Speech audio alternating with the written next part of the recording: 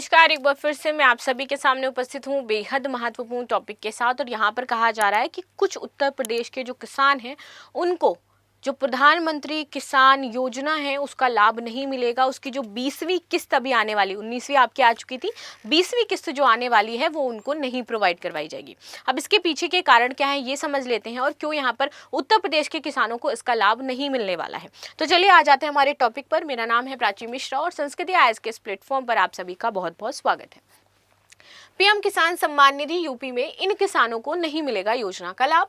जारी होने वाली है 20वीं आपकी किस्त, लेकिन ये लोग इस दायरे से बाहर रहने वाले।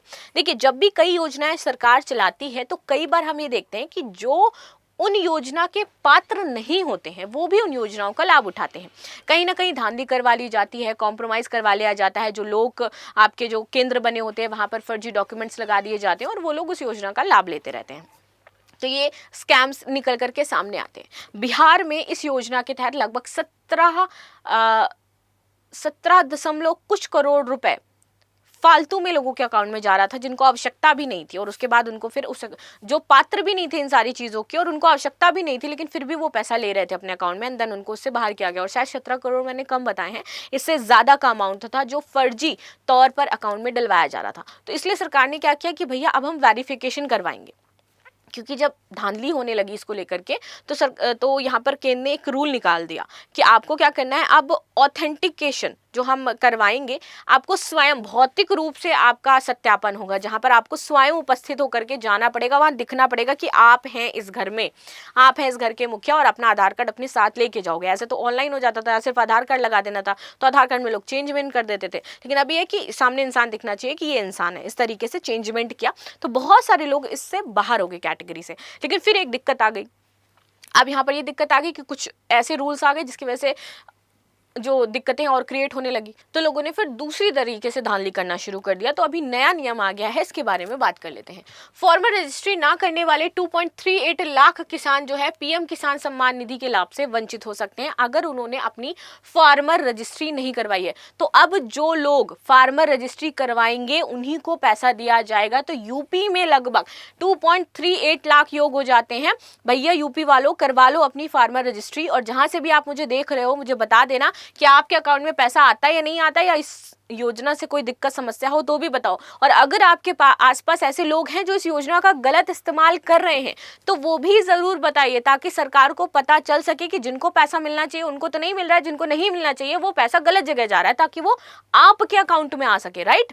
तो अगर आप देख रहे हो कि आपके आसपास ऐसे लोग हैं तो जरूर मुझे कमेंट सेक्शन में बताइएगा कि ऐसे क्या कहीं गलत यूज किया जा रहा है इस योजना का। 15 मई के बाद केंद्र सरकार पीएम किसान सम्मान निधि योजना के तहत 20वीं किस्त जारी करने वाली है। 15 मई के बाद आपकी ये किस्त आ जाएगी।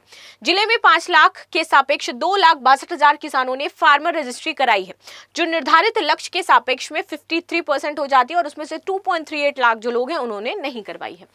5 लाख किसानों की फार्मर रजिस्ट्री का लक्ष्य था, 2.62 किसानों ने करवाई है। 2000 जन सेवा जो केंद्र थे उसमें फार्मर रजिस्ट्री बनाने का दावा किया गया है।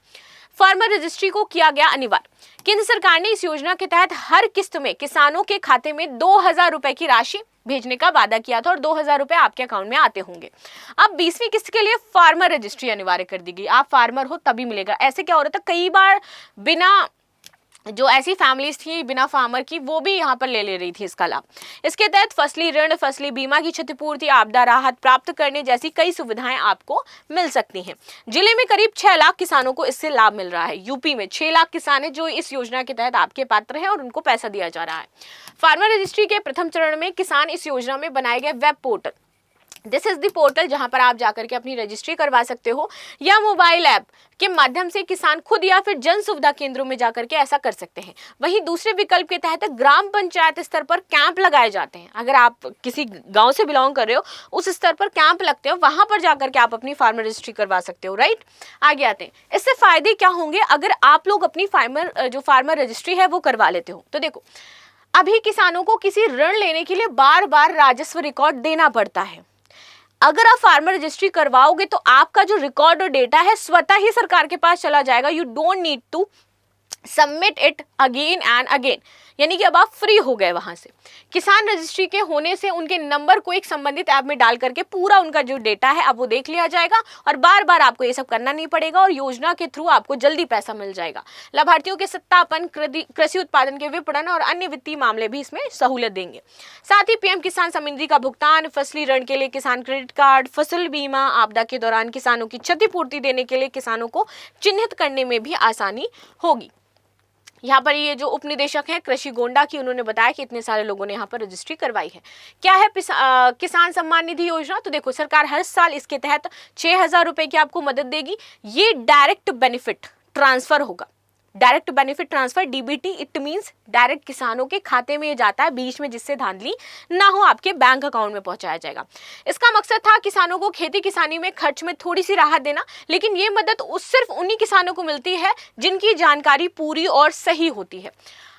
अपना नाम लिस्ट में अगर आप लोगों को चेक करना है तो आप कैसे करोगे? तो देखो, इसके लिए यहाँ पर है pmkisan.government.in, उसकी वेबसाइट पर जाओ, अपनी बेनिफिशियरी लिस्ट होती है उस पर क्लिक करो और इसके बाद गेट रिपोर्ट पर क्लिक करके आप रिजल्ट खुद खोज सकते हो और उसमें अपना नाम डालोगे तो अगर दिख रहा है तो मतलब आप हो, उसमें आपको पैसा मिलेगा। ई-केवाईसी अपडेट ना किया हो तो आपका पेमेंट रुक सकता है, इसलिए आपको ई-केवाईसी भी अपनी अपडेट करनी पड़ेगी। तो अगर आपने वो नहीं करवाई है तो अगली किस्त आपके अकाउंट में नहीं आने वाली है, तो पहले आप ई-केवाईसी अपना क्या करवाइए, अपडेट करवाइए। पीएम किसान योजना में रजिस्टर हर किसान के लिए ई-केवाईसी करवाना जरूरी है। आप ऑनलाइन ओटीपी के जरिए प्रक्रिया कर सकते हैं या फिर सीएससी सेंटर जाकर के बायोमेट्रिक से आप केवाईसी कर सकते हो, या फिर वेबसाइट पर जाएं, ई-केवाईसी विकल्प चुनें, आधार नंबर डालें और ओटीपी उसमें फिल कर दें। किस वजह से रुक सकती है किसानों की योजना की ये जो किस्त है? अगर आपका खाता बंद है, आईएफएससी कोड आपने गलत डाल रखा है, आधार बैंक से लिंक नहीं है, या फिर एक बार से ज्यादा बार आवेदन कर रखा है, तो आपके अकाउंट में पैसा नहीं आएगा। इसके अलावा अगर कोई सदस्य इनकम टैक्स देता है तो भी उन परिवारों को पैसा नहीं मिलेगा। कुछ मामलों में फॉर्म में जरूरी डिटेल अगर छूट गई है तो भी पैसा नहीं आएगा।